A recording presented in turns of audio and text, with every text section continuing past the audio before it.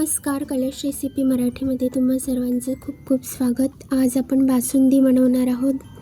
बासुंदी हा एक महाराष्ट्रीयन पारंपरिक पदार्थ आहे जो दुधापासून बनला जातो आणि त्यामध्ये मी 2 लिटर दुधामध्ये 2 वाट्या साखर घालून घेतलेली आहे। तर दूध मी आधीच थोडं घट्ट करून घेतलं होतं, पण साखर घातल्यामुळे ते आणखीन पातळ होतं, तर याला आपण आणखी घट्ट येऊ देणार आहोत। तर मी यामध्ये काही पदार्थ घालते जे मी आधीच घालून घेते, कारण त्याचे फ्लेवर जे आहेत ते दुधामध्ये छान उतरतात मग।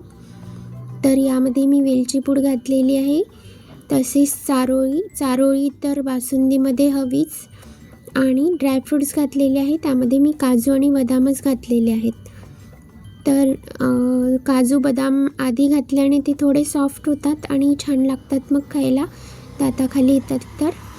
आणि याला मी आता छान आटवून घेते। 1 लिटर केलेलं आहे मी 2 लिटर दुधापासून। तर इथे आपली बासुंदी छान तयार झालेली आहे, तुम्ही बघू शकता। जर तुम्हाला यापेक्षाही घट्ट हवी असेल तर तुम्ही थोडा वेळ दूध आणखी तापवून घ्या। तर मला एवढीच पातळ आवडते आणि खूप मस्त झालेली आहे, टेस्टसुद्धा अगदी अप्रतिम झालेली आहे। आणि तुम्हाला कशी वाटली ही रेसिपी मला नक्की सांगा आणि ट्राय करून बघा।